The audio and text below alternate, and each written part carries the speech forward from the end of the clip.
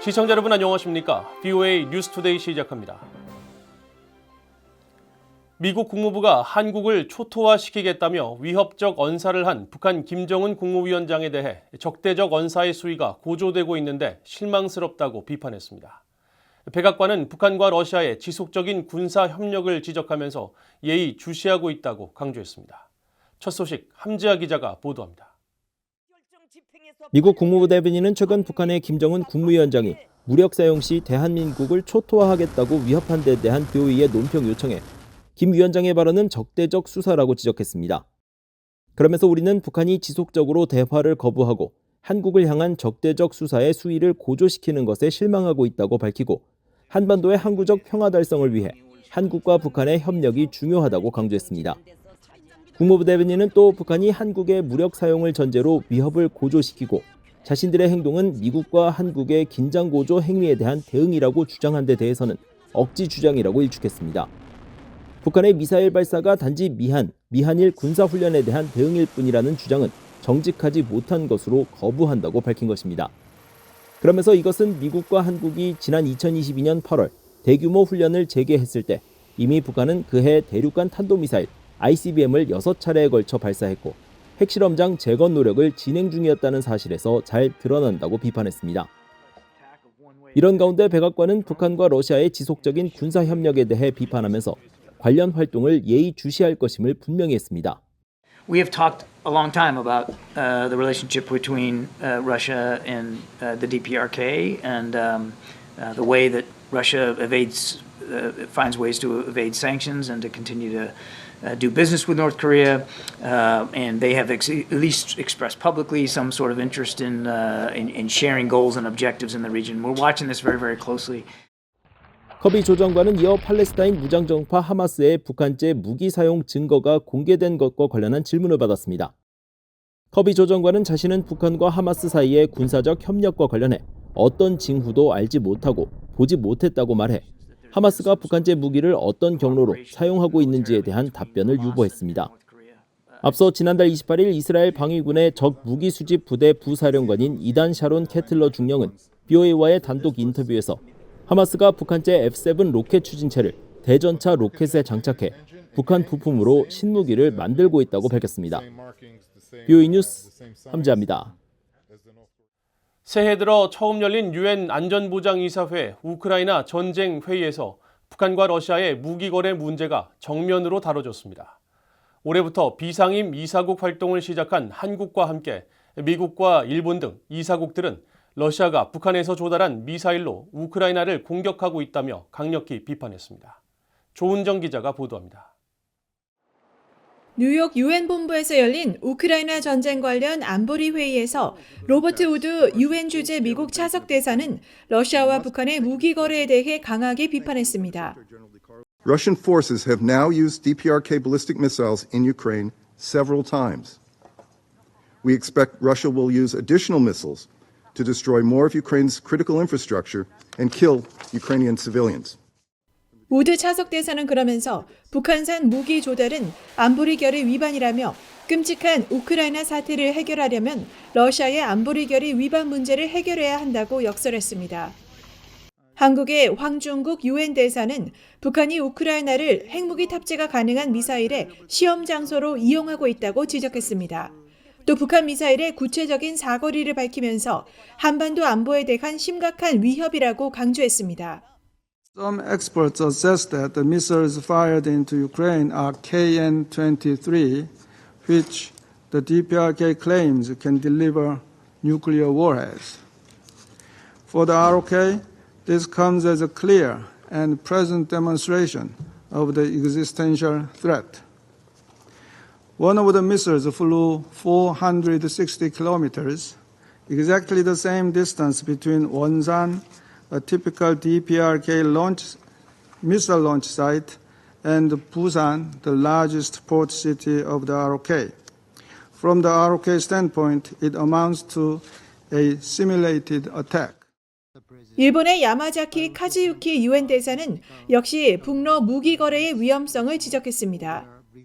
Any arms transfers, including that of conventional weapons and of related material and technology between North Korea and Russia, flagrantly violates multiple Security Council resolutions that Russia itself supported and could actually destabilize the region.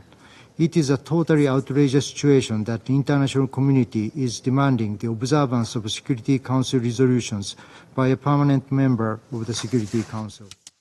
반면에 러시아는 북한제 미사일 사용에 대해 증거가 없다고 부인했습니다. Как это часто бывает, инструкция поступила из Вашингтона. В пятницу очередной фейк на эту тему распространял в прямом эфире официальный представитель Белого дома Джон Кирби. Получается, что Соединенные Штаты тиражируют заведомо ложную информацию, даже не удосужившись предупредить об этом своих прямых подопечных. 이런 가운데 안보리 회의에 앞서 이날 미국과 한국, 일본 등 8개국은 공동 성명을 내고 러시아의 북한 무기 조달과 사용을 규탄했습니다. 특히 지난해 12월 30일과 새해 1월 2일 또 6일에 러시아가 우크라이나에 대한 파괴적인 공습을 수차례 감행했으며 부분적으로 북한에서 조달한 탄도미사일과 탄도미사일 발사대를 사용했다고 지적했습니다. 그러면서 이것은 우크라이나 국민의 고통을 가중시키고 러시아의 잔인한 침략 전쟁을 지원하며 글로벌 비확산 체제를 약화시킨다고 비판했습니다. VOA 뉴스 조은정입니다. 한국과 함께 올해 유엔 안보리 비상임이사국 임기를 시작한 슬로베니아가 북한에 완전하고 검증 가능하며 되돌릴 수 없는 비핵화, 즉 CVID와 관련한 구체적인 진전이 있을 때까지 제재를 완전히 이행할 것이라고 밝혔습니다. 유엔 주재 슬로베니아 대표부는 지난 8일 비상임 이사국으로서 북한 문제 해결 방안을 묻는 VOA의 질문에 핵무기 비확산 조약에 따른 모든 의무를 완전히 준수하고 포괄적 핵실험 금지 조약에 서명 및 비준할 것을 북한에 촉구한다며 이같이 밝혔습니다. 중국과 러시아 대 서방 국가 간 분열 양상을 보이고 있는 데 대한 해법과 관련해서는 모든 유엔 안보리 결의의 완전하고 효과적인 이행과 안보리의 효율적이고 투명한 기능, 유엔 헌장에 따른 의무 이행을 위해 노력할 것이라고 강조했습니다. 슬로베니아는 한국과 알제리, 시에라리온, 가나 등과 함께 올해부터 2년 임기의 유엔 안보리 비상임이사국 활동을 시작했습니다. 북대서양 조약기구 나토의 회원국인 루마니아가 북한과 러시아의 무기 거래를 강하게 규탄했습니다. 루마니아 외무부는 10일 VOA의 관련 논평 요청에 우리는 북한의 탄도미사일 수출과 러시아의 북한 탄도미사일 조달, 또 지난해 12월 30일과 올해 1월 2일 우크라이나에 대한 러시아의 이들 미사일 사용을 가장 강력한 용어로 규탄한다고 밝혔습니다. 그러면서 우리는 이 같은 협력이 유럽과 한반도, 인도태평양 지역 및 전 세계에 미치는 안보 영향에 대해 깊이 우려한다고 말하고 우리는 한반도의 변화와 정세가 국제사회에 미치는 영향에 대해 항상 관심을 갖고 지켜보고 있으며 동맹 및 파트너들과 긴밀히 협력해 이러한 위협과 도전을 적절히 관리할 수 있을 것으로 믿는다고 밝혔습니다. 루마니아 외무부는 또 나토 회원국으로서 현재 국제정세 속에서 나토와 한국, 일본 등 인도태평양 국가들과의 협력이 매우 중요하며 우리는 같은 우려를 공유하고 있기 때문에 앞으로도 협력을 지속하는 것이 필수적이라고 강조했습니다. 이스라엘의 미사일 전문가들이 지난해 10월 7일 팔레스타인 무장정파 하마스가 이스라엘을 기습 공격할 당시 지상군 침투와 별개로 수천 발의 로켓포 공격을 가한 사실을 지적하며 한국도 이에 대한 대비 체계가 필요하다고 밝혔습니다.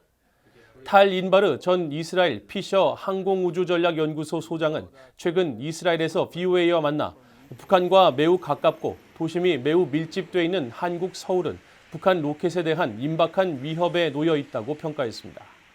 그러면서 북한은 핵무기 없이도 엄청난 양의 포탄과 단거리 로켓, 몇 개의 정확한 미사일만으로도 서울의 민간인 목표물, 심지어 한국 전역의 군사기지까지 막대한 피해를 입힐 수 있다고 지적하고 이에 따라 한국도 이스라엘의 아이언돔과 같은 대공 미사일 체계 배치가 시급하다고 밝혔습니다.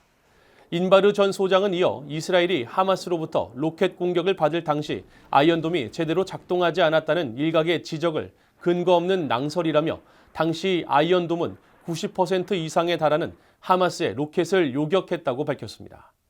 이스라엘 미사일 방어국장을 지낸 우지 루빈 예루살렘 전략안보연구소 선임연구원도 VOA에 아이언돔의 요격률은 80에서 95% 정도로 이스라엘인들의 삶을 평소와 같이 유지할 수 있게 해준다면서 한국도 한국형 요격 체계를 잘 활용해 북한의 장사정포에 대해 대비해야 한다고 조언했습니다. 탈북민을 돕는 민간단체가 미국 하버드 대학에서 북한에 혁명이 일어나지 않는 이유를 설명하고 탈북민들의 역량 지원을 강조하는 행사를 잇따라 개최한다고 밝혔습니다. 한국의 프리덤 스피커즈 인터내셔널 글로벌 교육센터의 케이시 라티그 공동대표는 10일 VOA에 하버드대 동문인 자신 등 3명이 오는 3월 1일부터 이틀 동안 하버드 교육대학원이 개최하는 연례 2024 유색인종 동문 컨퍼런스에 참여해 왜 북한에는 혁명이 일어나지 않는가라는 주제로 1시간 동안 워크숍을 진행한다고 말했습니다. 라티그 대표는 또 올해 컨퍼런스의 주제인 저항에 맞춰 북한의 인권 상황 등을 국제사회에 전하는 탈북민들의 대중연설 활동과 대형 풍선을 통해 북한의 외부 정보를 보내는 활동, 탈북민 구출 등 북한 정권에 저항하는 탈북민들의 활동과 북한 내 민중 봉기 가능성에 대해 설명할 예정이라고 말했습니다. FSI는 지금까지 탈북민 300여 명의 영어 교육을 무료로 지원했으며 40여 명의 대중 영어 연설가를 양성해 국제사회에서 북한의 실상을 알리는 활동을 지원하고 있습니다. 이상으로 VOA 뉴스투데이를 모두 마칩니다. 시청해주신 여러분 고맙습니다.